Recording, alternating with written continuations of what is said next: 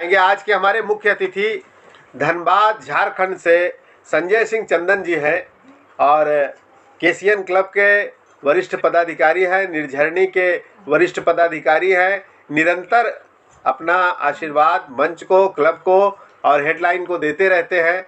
अब मैं आज के मुख्य अतिथि आदरणीय संजय सिंह चंदन जी से आग्रह करूंगा कि अगर आप हमारी बात सुन पा रहे हैं तो हिंदी दिवस के विषय पे एक संक्षिप्त चर्चा आपकी। बहुत बहुत धन्यवाद।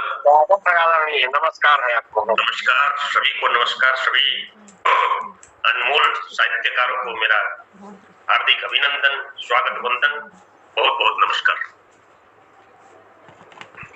केसीएन क्लब निर्झरणी की ओर से आज के विश्व हिंदी दिवस के आयोजन के लिए सबसे पहले केसीएन क्लब के राष्ट्रीय अध्यक्ष नंदन जी मिश्र का मैं हार्दिक धन्यवाद देना चाहता हूं। इन्होंने ऐसा आयोजन बहुत कम समय में आयोजित कर और इसे बहुत बड़ा बना दिया है। आज के कार्यक्रम में उपस्थित सारे मूर्धन्य साहित्यकार विद्वान जन ने जो अपने विचार प्रेषित किए हैं, वो सारे विचार सराहनीय हैं, अनुकरणीय हैं और सभी का मैं सम्मान करता हूं। जैसा कि हम जानते हैं कि जब भारतेंदु हरिश्चंद्र जी का काल आया तो वहां ब्रजभाषा और अवध भाषा, अवधी और ब्रजभाषा का संशोधन करने के पश्चात जो आम भाषा हम हिंदी का प्रयोग कर रहे हैं, ऐसे भाषा का पुनर्जन्म हुआ और हम इस पुनर्जन्म के साथ ब्रिटिश काल में लोहा लेते हुए आगे बढ़ते रहे और आज हमारे देश में हमारी सरकार है, हम सत्तासीन हैं और हिंदी की दुर्दशा के लिए हम लगातार सप्ताह का आयोजन करते हैं, हिंदी माह का आयोजन करते हैं, विश्व हिंदी दिवस का आयोजन करते हैं और हिंदी दिवस का अलग से आयोजन करते हैं। ये सारे आयोजन इसलिए करते हैं कि देश में और विदेश में जहां भी हमारे लोग जा रहे हैं, इस हिंदी का प्रचार प्रसार इतना अधिक हो कि सारी दुनिया में ये हिंदी दिखाई देना शुरू करे। और इसमें दो राय नहीं है कि आज हम विश्व में मॉरिशस से लेके त्रिनिदाद से लेके अमेरिका, लंदन, टोबैगो, जोहान्सबर्ग और Nigeria, Australia, Nepal, New York, Spain, कौन से देश में आज हमारे देश के लोग नहीं और सारे देश में ये हिंदी तो है। जहां मेरे लोग हैं वहां हिंदी तो है।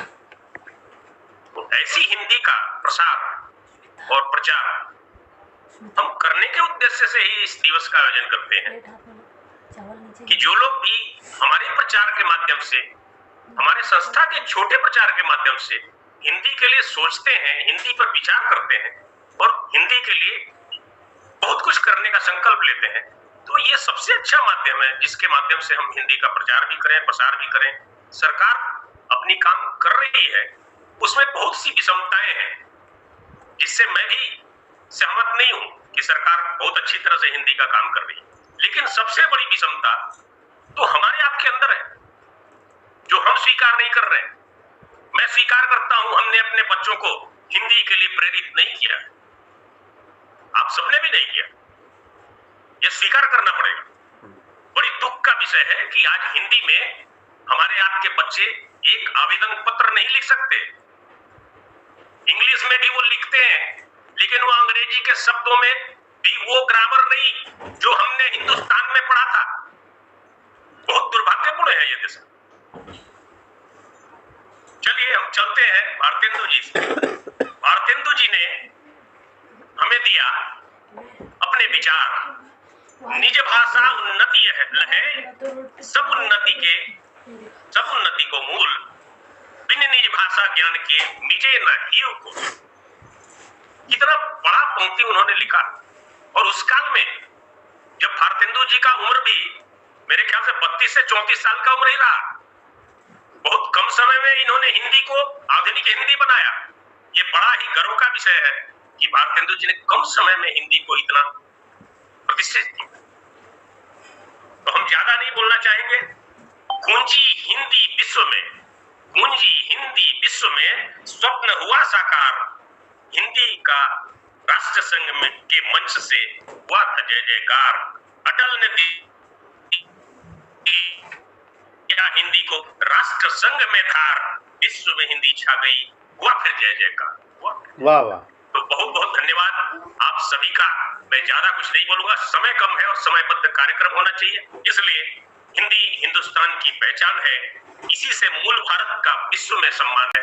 ऐसी ही अवधारणा के साथ आज की हिंदी दिवस, विश्व हिंदी दिवस पर आप सभी को बहुत बहुत बधाइयां, शुभकामनाएं और बहुत बहुत धन्यवाद। बहुत बहुत धन्यवाद आदरणीय संजय जी, बतौर मुख्य अतिथि उपस्थित होकर, और आपने संपूर्ण बातों की समीक्षात्मक जो कैसे जवाब दिया है, वास्तव में हम सब के लिए हर्ष की बात है। विश्व के कई देशों में हिंदी पहुंची है, और आज की जो चर्चा भी हुई है इसमें भी हमको हिंदी को अपने स्तर से बढ़ाना है, क्योंकि अब हिंदी के सभी विद्वान यहाँ बैठे हैं।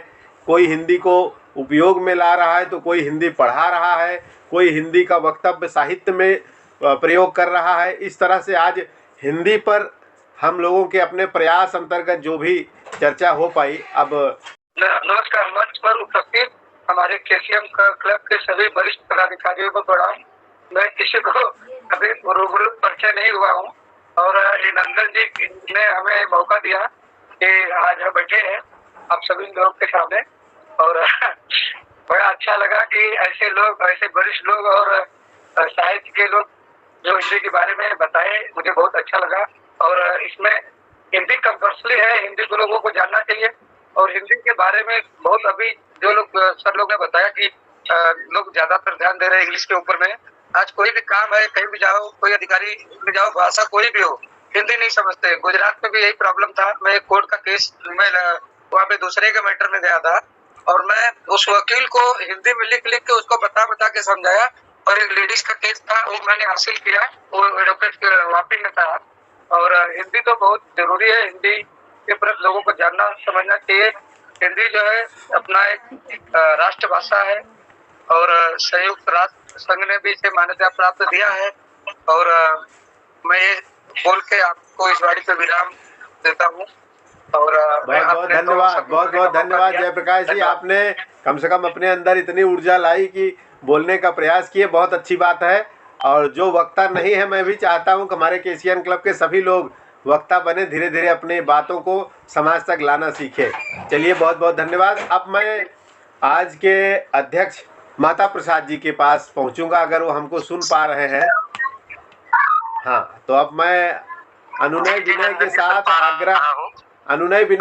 आग्रह करूंगा कि अब अध्यक्षीय भाषण में हम सबको कृतार्थ करें। जी, मैं अपना वक्तव्य प्रस्तुत करने के पहले निवेदन करूंगा कि नंदन जी, जिन्होंने आज इतने सुंदर कार्यक्रम का आयोजन किया है, तो नंदन जी आप अपने विचार भी थोड़े समय में रख दीजिए, फिर उसके बाद मैं अपना वक्तव्य प्रस्तुत करूंगा। बहुत बहुत धन्यवाद। कृपा करके आप भी अपने मुखारबिंद से कुछ जानकारियां प्रस्तुत कर दीजिए, ये मेरा निवेदन है जी। बहुत बहुत धन्यवाद शर्मा जी। वास्तव में हिंदी हमारी आवश्यकता है, बहुत आवश्यकता है। हिंदी से हमें प्रेम है। हिंदी हम अपने बात व्यवहार से लेकर जीवन के समस्त पक्षों में, समस्त पहलुओं में उपयोग करें, ये हम सबकी इच्छा है। लेकिन कहीं न कहीं अभी तक हिंदी को इस तरह नहीं पहुंचाया जा सका है कि हम हर क्षेत्र में हिंदी के साथ ही काम कर पाएँ। जैसा कि अभी आपको कलकत्ता से आदरणीय चंद्रिका प्रसाद जी ने कहा, उनकी बात काबिले तारीफ़ है कि अगर पश्चिम बंगाल में बंगला बोल रहे हैं और अंग्रेजी बोल रहे हैं, अगर उनको अंग्रेजी नहीं आती और बंगला नहीं आती तो उनको काम कराना कितना कठिन है। ऐसी स्थिति में उनके लिए मजबूरी है क्या अंग्रेजी सीखे। जयप्रकाश जायसवाल जी ने कहा, गुजरात में रह के उन्होंने जो अपनी समस्या कहा, तो जो हिंदी भाषी प्रदेश से बाहर रहते हैं, जहाँ कोई अन्यत्र भाषा बोली जाती है, लेकिन वास्तव में ऐसा कुछ पहल अगर हम सब लोग मिल के करेंगे कि देश में हिंदी को हम शाब्दिक स्वरूप में, जैसे अभी हमारे श्वेतांग द्विवेदी जी ने कहा, वास्तव में हमें अपने बच्चों के हिंदी के शब्दों का पूर्ण ज्ञान कराना चाहिए। भले उनका पठन पाठन का माध्यम कुछ भी हो, लेकिन हिंदी का शब्दों का ज्ञान उनको होना चाहिए।